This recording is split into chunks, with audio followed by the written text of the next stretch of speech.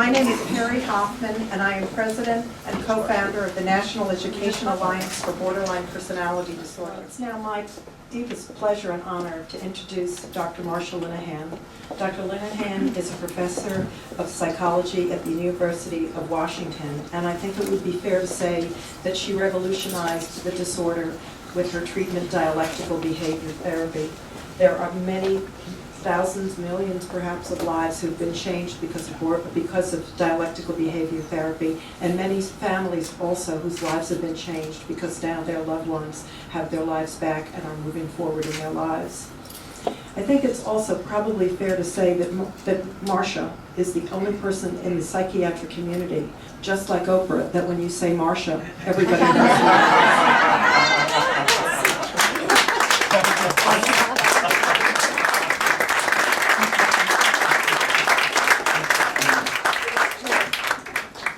Well, I want to thank you very much. Thank you for inviting me. It's so exciting for me because I knew Perry way back when I did my very first training, dialectical behavior therapy at Duke University and Cornell. And then Alan is my student, so this is really quite a pleasure. And to see what you all have done is so impressive. It's so impressive. Well, I started my I didn't know I was going to give a talk, by the way, so I'm just going to ramble. but I thought I'd at least tell you how DBT came to be, because if nothing else, it was the first study that was done. And I started because my real actual field is suicide.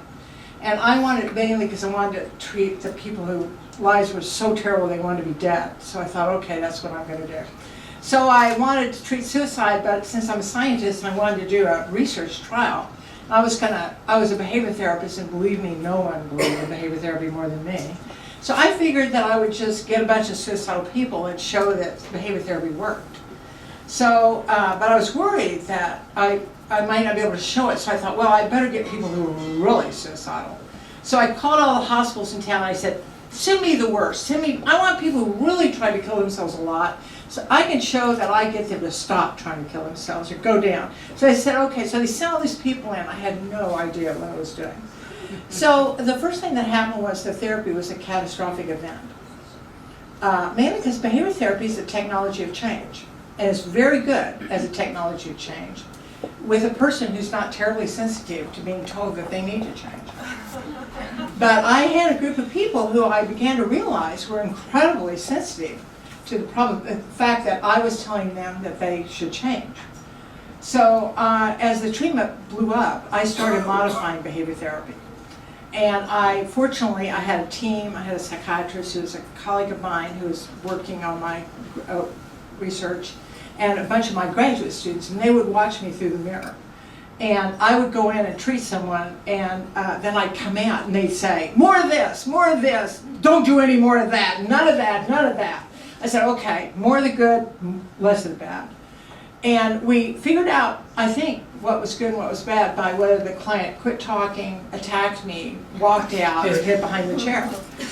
And I had never heard of borderline personality disorder at that point in my life. And I wrote an entire manual treating borderline personality disorder without knowing that's what I was treating. And then I had managed to get funding from the National Institute of Mental Health. They later told me that they really didn't give it to me because I was good. They gave it to me because they thought I was so passionate that if anybody could do it, probably I would be able to.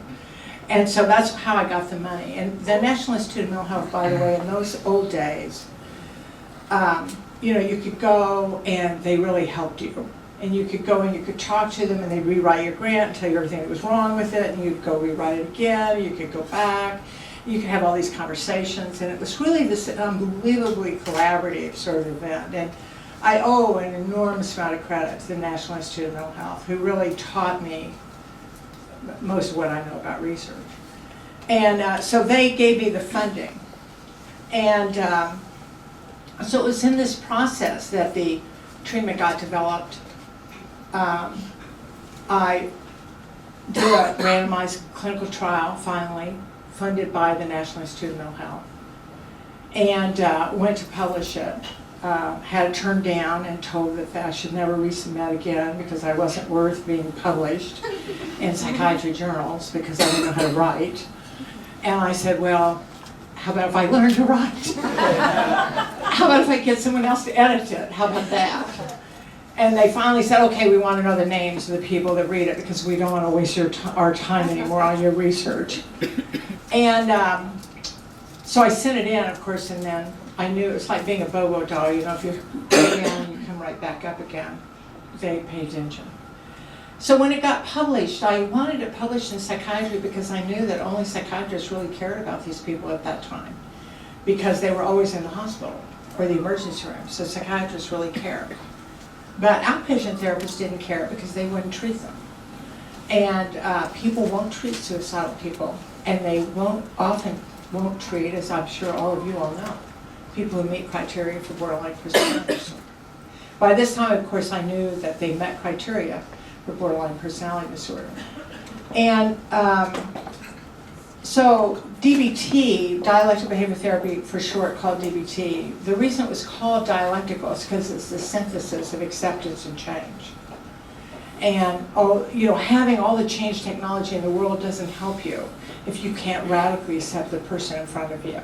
And if they don't feel radically accepted, so that they can take the change strategies that you have to help them. And that's how it got its name, is because it's a synthesis of change and radical acceptance meaning complete and total acceptance, both of the person and of the person trying to help them. Because the person trying to help them has to accept also your complete inability to help them right away, to help them in time, to get them out of hell in any reasonable amount of time. And therapists have to be able to tolerate their inability. Just like you, most of you in here who are parents, have to also tolerate your inability to save right away, in time, these suffering people. And so that's where the acceptance came from. I want to just make a slight comment about research. I keep hearing all this about the failure, the fact that NIMH doesn't spend a lot of money on borderline personality research, but I do want to tell you that one of the major problems is we don't have a field of researchers submitting grants that are fundable. I have spent a lot of time trying to develop strategic planning meetings at the University of Washington where I bring in all the DBT people in the world doing research. I bring them into the University of Washington once a year, and we're now inviting all the people who've got other treatments that are also effective to try to come in so that we can develop a collaborative, non-competitive research community who will really try together to go forward. And we had our 10th year meeting this year. But trying to find all the researchers in the world researching this who are doing good, high quality science is not easy. There are not loads of us out there because it's not taught in graduate schools. And if you don't teach in graduate schools, then you don't end up with young students who go out wanting to do this kind of research. And the field is like 10 times worse than suicide, where for many years I was the only suicide researcher in the United States, treatment researcher in the United States. I mean, that's really stunning, when you look at the rates of suicide in this country, in the world. And I finally started a strategic planning group for them too, when I sat next to someone who said he was writing a book on suicide treatment. And I said, really, what data do you have? I didn't even know there was data. What is the data? He said, well, I don't have any data. And I said, well, why don't you have any data? And he said, well, I haven't done a study. And I said, well, do a study. And he said, well, I don't know how to do a study. And I said, well, come to the University of Washington. I'll teach you how to do a study. And by the end of the dinner, the whole table was coming. And now we have our suicide strategic planning meeting too, where we bring young people in and experts. And everyone pays their own way, and they have to promise to do the dishes at my house. And I even now finally put it on the schedule, 9 o'clock, wash dishes. We want to disseminate through family connections, which I'm so proud of, really I am.